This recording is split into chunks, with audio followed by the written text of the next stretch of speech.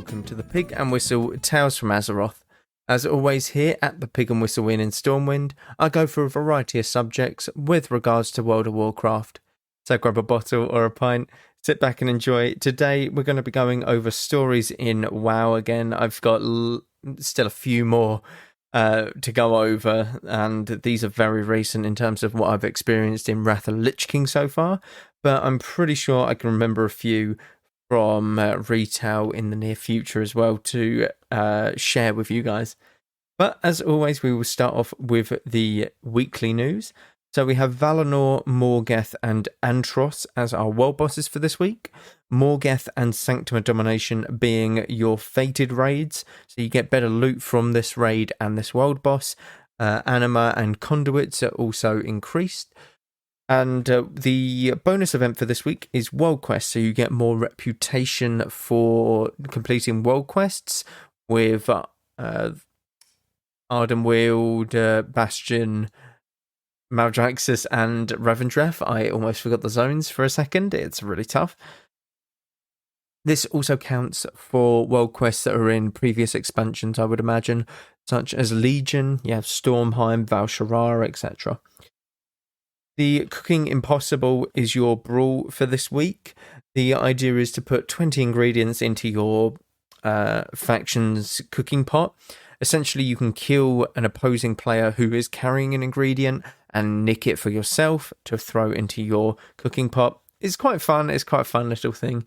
But essentially, you want people who are just very fast at running ingredients, while some people just stand at their cooking pot and killing them. Sanguine, Grievous, Fortified and Shrouded are your mythic affixes for this week. Sanguine, it's a pool on the floor. Please don't stand in it, and don't let the mobs stand in it as well.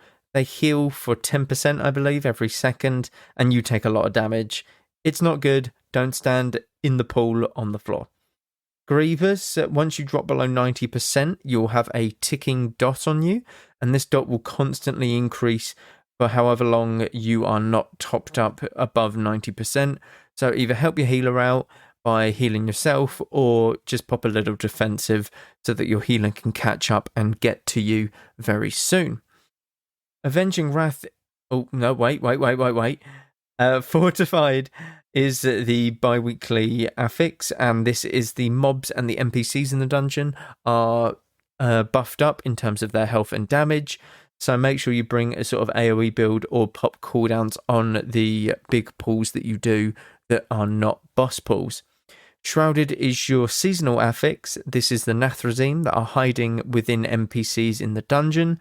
Once you uncloak them and kill them, you get a stat boost, and this can go up to about 30%, I believe. And I said it before already, Avenging Wrath is going to be the spell that we look towards this week and looked at the history of. Avenging Wrath is the biggest spell for paladins in terms of their cooldowns, and it started back in 3.0, 2008.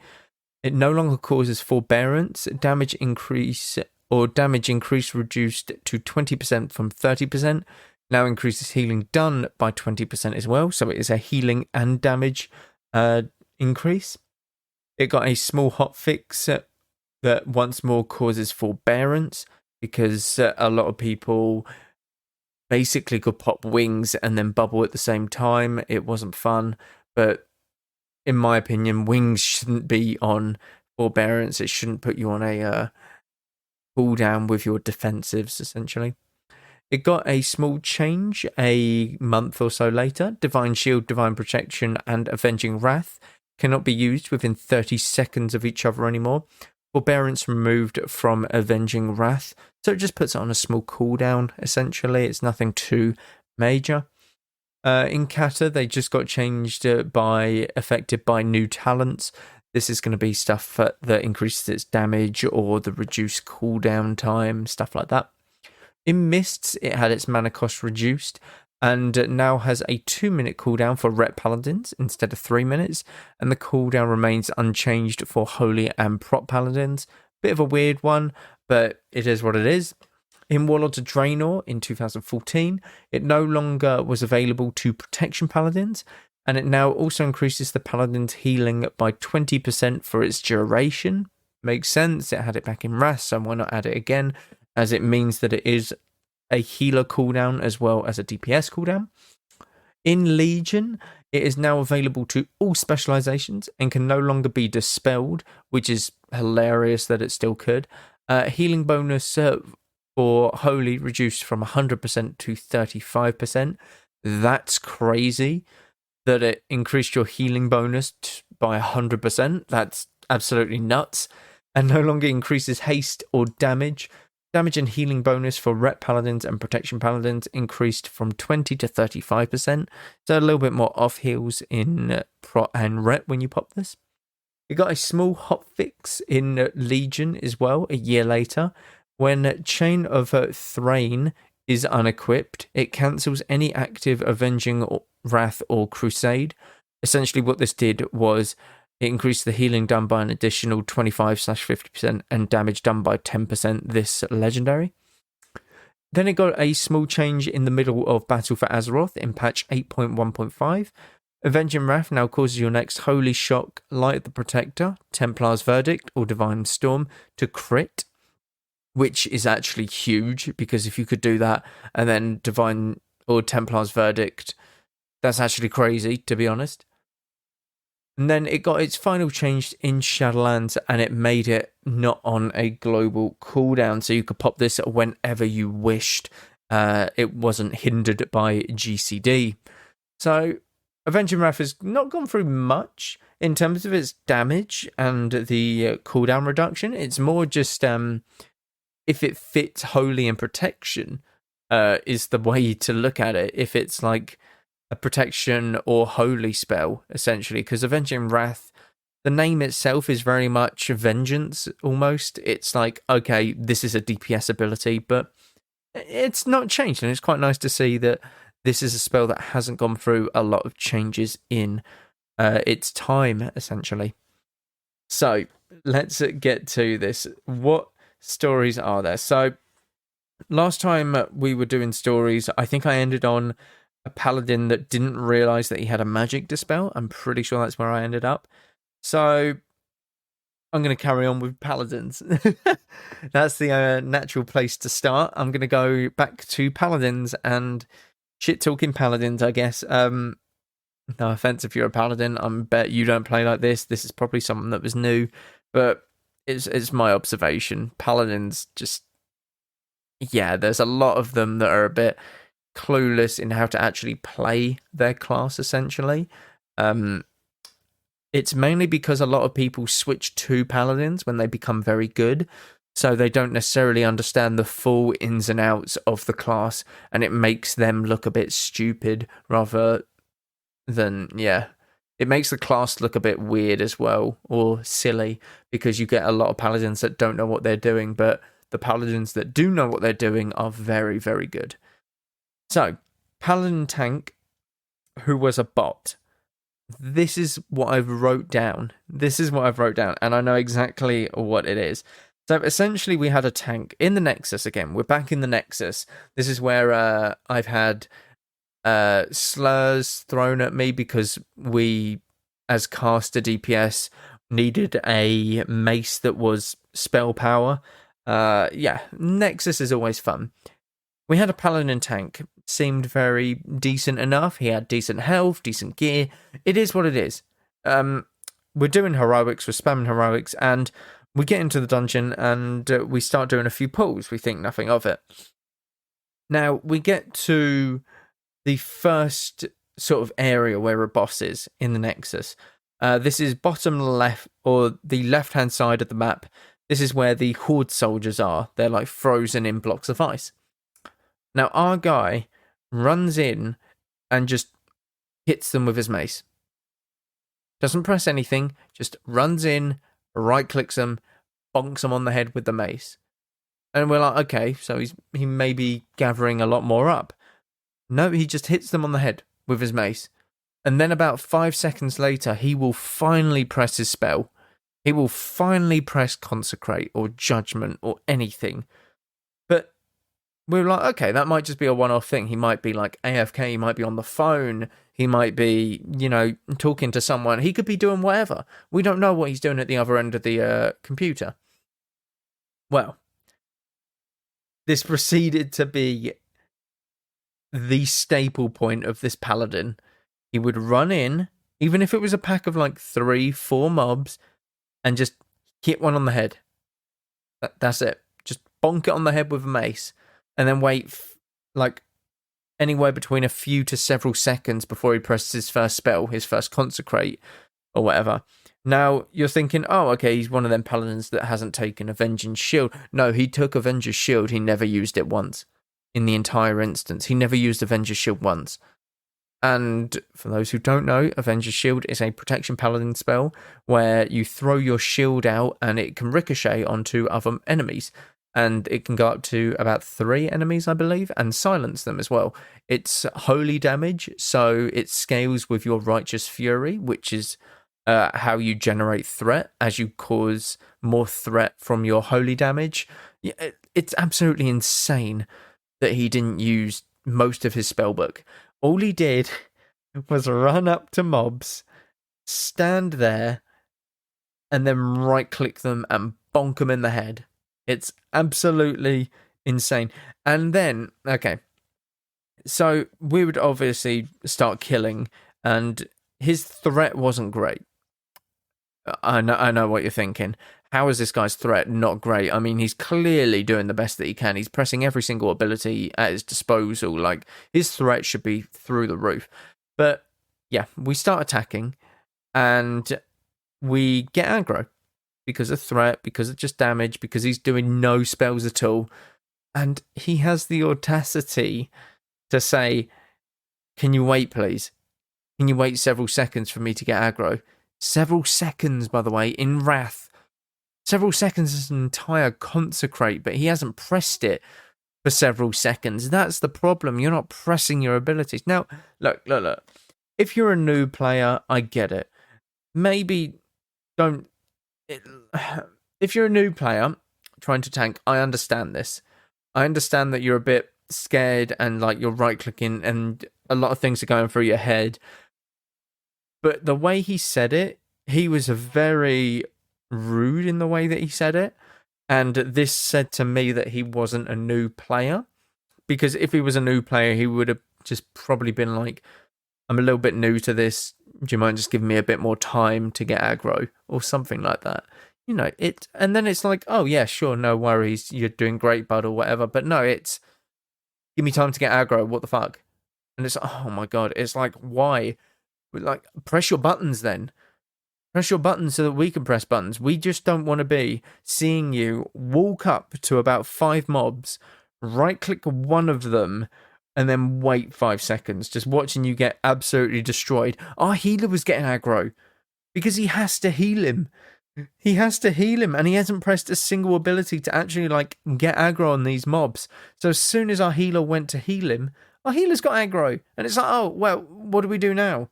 Like, do we help the healer by doing damage? But no, the tank doesn't want that because otherwise we'll get aggro and we'll get in trouble. Yeah, it's ridiculous. I don't know. It was just quite funny because I was playing with like a mate and stuff, and it's just funny to see him waddle up to mobs, stand there. He literally just stood his character there as he body pulled these like NPCs. They would walk to him, and then he would right click and just swing his mace. Human male, by the way. So you can like visualize the animation of his right arm swinging from right to left across this NPC's body and just hearing bonk. Like, honestly, it's absolutely ridiculous. Yeah, it's something. Sticking with tanks, arms prop warriors. Now, I can't stress this enough. I've had so many dungeons where an arms warrior, they're in like a revenge spec or whatever the hell that spec is. They're in that spec and they're going into heroics. And I understand if like you're very cautious of it. It's like to the healer, I'm in arms prot spec. That's the word. So I might be taking a bit more damage. Just let me know if you need a mana break or whatever and stuff. And it's like, oh, okay, yeah. Or you're playing with a healer that you like are talking to or are friends with or whatever. That's fine. But these arms warriors do not care.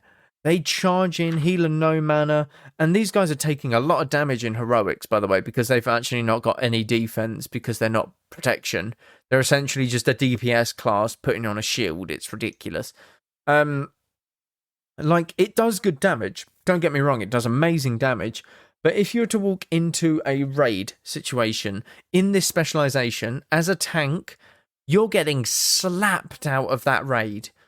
Every boss will look at you and just beat you down into the ground and be like, okay, who's next? I don't care what damage you're doing. And this is the same for like bosses. Essentially, single target bosses, they struggle, in my opinion, to hold aggro. Or anything that's like above 3 targets. They don't want to AoE pull because they're not as tanky, and they don't want to be single target pulls. They want to just do 3 mobs because they want to be the best DPS ever. And the thing is, like I said, it does good DPS, but the warrior tanks that we've had have literally said, don't worry, you've got the best DPS in the game, a prot warrior. And it's like, you're not protection though. You're not a prot warrior, you're arms. You're an arms warrior putting on a shield and pressing a spell that's in defensive stance. It's not a prot warrior. Like, it's so infuriating, these warriors, because they're so zuggy, like, is the best word to describe them, that they think that they're the best because they can press revenge. Like, they can literally just spam one ability. It's kind of like mages in Classic when raiding Molten Core. You're just pressing Frostbolt. It's kind of like anything in Classic where you're pressing one ability, essentially. It's ridiculous. And in a raiding environment, this specialization does nothing. In a PvP environment, it probably does something. In heroics, it's just more taxing on your healer rather than what it needs to be, because the DPS can do DPS. Like, it's really not going to make or break it if you're in that dungeon for an extra 5 minutes. You're not saving, hours upon hours in this specialization. And it's the fact that these warriors, the warriors that I've come across anyway, are very much like, oh yeah, but I'm doing amazing. And it's like, yeah, well done. You're only pulling like 3 mobs though. You're pulling the optimal amount. If I was like tanking, I'd be pulling about 20 mobs, because then I would be doing the optimal amount as a boomkin, because I press Starfall, and Starfall's an AoE as well. Like, it actually has splash damage. So like, it's very subject to how much you're pulling, what mobs you're pulling and stuff like that. But they are so hellbent that they are protection warriors when they are not. They are not protection warriors. They are arms warriors. They are DPS warriors pretending to be prot warriors. And I can't wait for this spec to die. This is a spec that basically has been built so that you can level. Like in Northrend, you can solo like TBC dungeons at level 72 or whatever it is. Like, it's absolutely ludicrous, and it just gets on my nerves. The warriors especially that play it get on my nerves, because they're just very much like, oh, I'm the best DPS ever. Like, oh, look at me, Zug Zug. Healer's like 5% mana, and then he's like, oh my god, why am I dying? What the hell? This is ridiculous. Why am I not getting heals? And it's like, healer was drinking. You're not even like doing anything to mitigate your damage. You oh my god, I've just come to the realization, I never saw one of these warriors press shield wall or shield block. Oh my god. No, they must have pressed shield block, because you get revenge off of blocks, right? Oh my god, I never saw them press shield block. Oh good god, this is terrible news to me. I've just come to that realization. They never press shield wall as well. I don't get the purpose of warriors not pressing shield wall, because it's a 4-minute cooldown as a protection warrior. Use it. Just use it, man. Like, it's good. It's a good cooldown. Like, it's a very good cooldown. 75% damage reduction. I don't see warriors using this enough. Also, I don't see people going for like crazy big pulls in like heroics. Everyone's trying to take it slow, but in terms of mobs that can be AoE'd down, anything that is just melee based, especially warriors, you have a 10-second, 100% chance shield block, like for 10 seconds, as well as like they would all be dead by that time if you've got the right group composition. But I don't know. Tanks just seem very weird to me at the moment in Wrath of the Lich King. You either get one that's decent or one that's awful. I've not really seen any tanks that are like, wow, look at that tank, he's amazing, or they're amazing. Like, it's always been, you've been decent. You've not been great, you've not been awful, you've been very solid, which I do like, by the way. I do like solid tanks. But I'm yet to see a tank where I go, holy shit, he is someone that I want to actually run dungeons with constantly. Just one of them things. The last story that I'm going to talk about is a little bit before Wrath. This is when pre-patch was out, and I was farming Honor. So essentially, what you could do in pre-patch was boost a character. And what this character did was get very basic gear, no talents. You had to put your talents in. You had to learn your spells, train your spells and stuff. And, you know, all of that normal stuff that you have to do after you boosted a character. Then you have to look to gear it. So you see a lot of boosted characters in Battlegrounds, Warsong Gulch, Outer Valley, whatever. I joined a Warsong Gulch with a couple people, and there's a druid in there. There's a boosted druid, fully boosted, freshly boosted druid. You check him out. Yep, he's literally got no gear at all. He's got his little medallion that he has, all of the green gear that he essentially gets put with when he is boosted. We check the talents. Okay, nothing in Boomkin. That's fine. Not many people go Boomkin. Nothing in Feral. Okay, must be a Resto Druid, which is great. We have a healer. Click on the Restoration tree. No talents put into Restoration. Okay, so this is confusing. So you have no talents in Balance, no talents in Feral, and no talents in Resto. Bit concerning. Essentially, he had not put in any talents. He had joined a Warsong Gulch, a battleground, PvP, before he put in any of his talents. Like, what goes through your mind to be able to do that? Because essentially, you're having to rush to put your talents in because, well, you've only got a certain amount of time before the gates open and you have to actually contribute to the battleground. Because if you don't contribute to the battleground and just stand there, honestly, you're a bit of a dick. Especially if you give up after like one flag. That's just not cool. It's really not cool. You can easily win it. It's one of them things. Unless you're getting absolutely farmed by like a pre-made, then I understand that. But yeah, come on. Like, actually give it a go. Just enjoy the PvP, essentially. Try and find someone to 1v1 in them sort of battlegrounds, as it builds your knowledge against that class when you come up against them in arenas and stuff like that, world PvP, etc. But yeah, he had no talent, so we slowly watch him put his talents in as the game gets closer and closer to starting. And it's like, okay, at least he's putting the talents in. And then he's got to drag them all onto his action bar, but he will only have rank 1 of these abilities.